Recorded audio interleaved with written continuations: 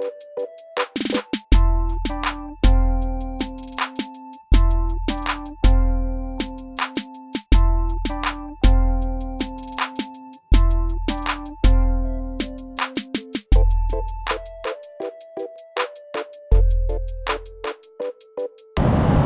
what's up, guys? Thanks for tuning in to the Momentous Life channel here on YouTube. I'm glad that you're spending a little bit of time with me today.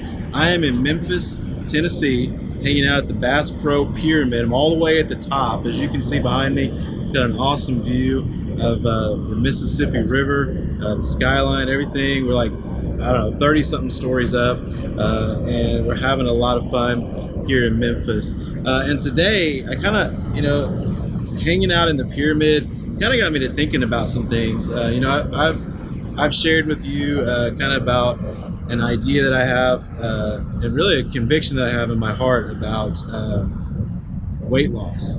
And I was thinking about being a slave, like to food, kind of that idea. And what got me thinking about that is being in a pyramid and thinking about all the years back, like when the Israelites, if you read about them in the Bible, back in Exodus, the second book in the Bible, you'll find that the Israelites were slaves to the Egyptians and were helping them build pyramids and like all of their monuments, and they were slaves for like 400 years. Can you imagine that? Like 400 years being slaves. Like that's longer than America's been around.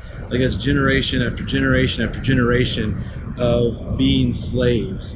And I don't know, I can't imagine that. I'd say on one hand, but then on another hand, like there's things in my life that like I'm a slave to, and one of those things it feels like right now is being a slave, like to food, to what I eat, like to eating too much, to giving in to those temptations of eating, and it's affecting my health, and it's affecting my weight and the way I feel about myself and all of those things. And so that's an area that I have got to get under control. I've got to do better about it. And this is like the perfect way to like reset, I think, my mind on those things. And as I was thinking about the story of the Israelites, again, generations of people, of families being slaves. That's all they knew from the time they were born to the time that they died, being slaves and helping the Egyptians, being forced to help the Egyptians build the pyramids and do all of those things.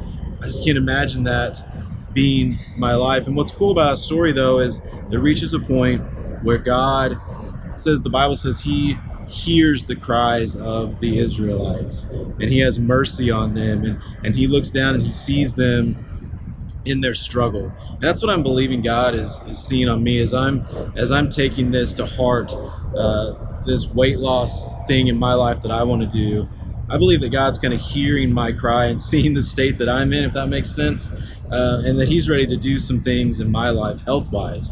And so I want to take y'all on the journey with me. I'm going to be changing the way that I eat and changing the way that I work out, and I'm going to be sharing those things with you. So I hope that you'll subscribe to the channel and stick around for the next few videos. And that's kind of interesting, like in the Christian world and like the church world right now. It's one of those things a lot of people talk about is God breaking chains, like taking care of addictions for people, and I believe that he does that for sure. And one of the things, like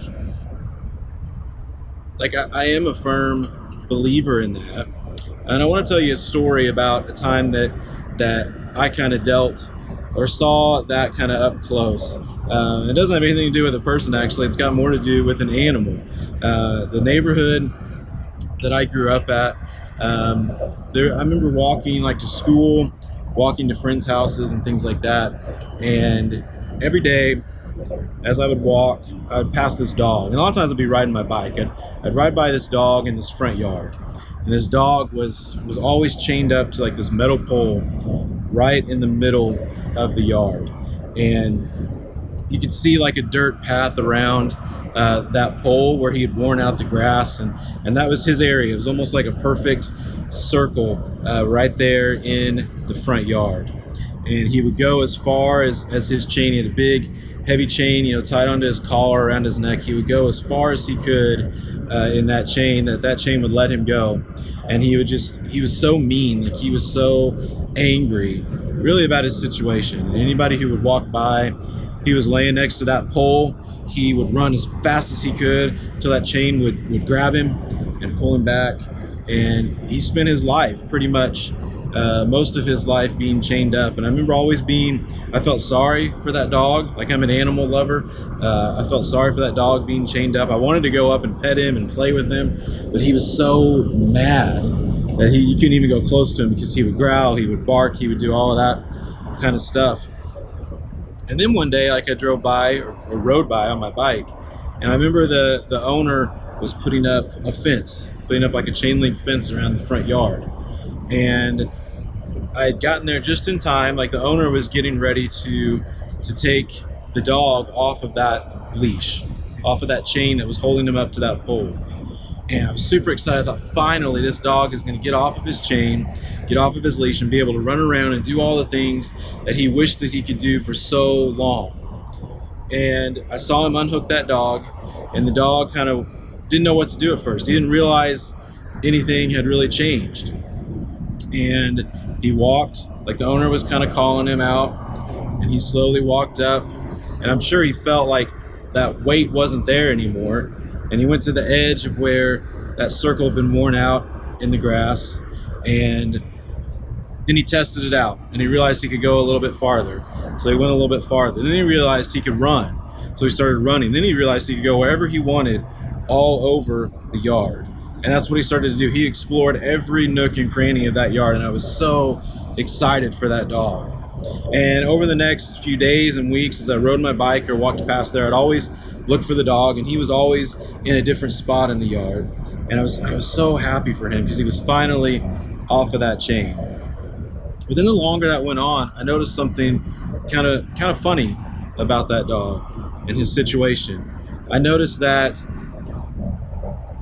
over the next days and weeks, he wasn't exploring as much. In fact, most of the time that I saw him, he was right next to that pole.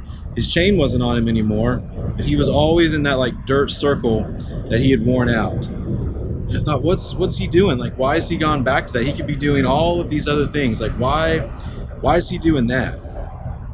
And then it kind of dawned on me, like, for that dog, that's all really that he knew. That had become his life, his chain. Like, he didn't know what to do going out of where he'd been for so long. And so he'd gone and essentially hooked himself back up to that pole.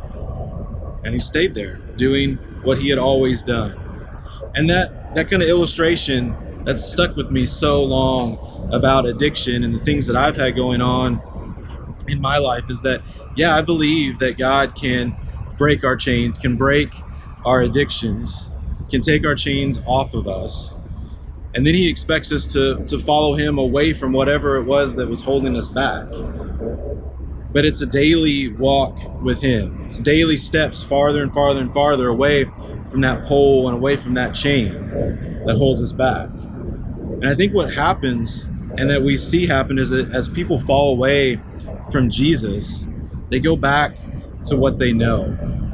And we go back and we hook ourselves back up to that pole with that chain around our neck because it's what we know. And we go back to the lifestyle that we were living before if we're not careful, if we don't spend time every day with God in prayer and reading our Bibles. And that's what I feel like I've done with food. Like, I've had times in my life where I've tried to be healthy and I've been really good about it, but I've never really equated it to my walk with God. I've never seen it as that, as a part of that, really, until recently. And I know that it has to be a part of that. If I'm going to have a healthy, momentous life, then I've got to devote that side of my life, my health, the food that I eat, all of those things, over to God as well. So I'm believing that God is going to help me. He's going to take that chain off of my neck, and that I've got to keep making steps. And it's not just going to be a diet or a phase, but it's really going to be a lifestyle change, not just for myself, not just for my family, but for my walk with God. That he's going to allow me to do more and more things for him because I'm making this step to change my health and the way that I live my life with my food, and not being addicted to just eating all the time and to eating junk food and fast food and all these things that just are not good for me. And so for you, how does that equal to your life? Maybe you're not addicted to food. Maybe you're super healthy. But maybe there's another area in your life that you need to take that chain off of. So what can you do this week to continue your walk with God? I challenge you to do that. And I challenge you to like this video, share it, again, subscribe to the channel. I'm going to go out and I'm going to have a lot of fun here in Memphis hanging out. I'm going to go see a baseball game tonight and do a bunch of fun stuff with my family. And so I'm out here trying to live my momentous life. And I hope that you're doing the same thing.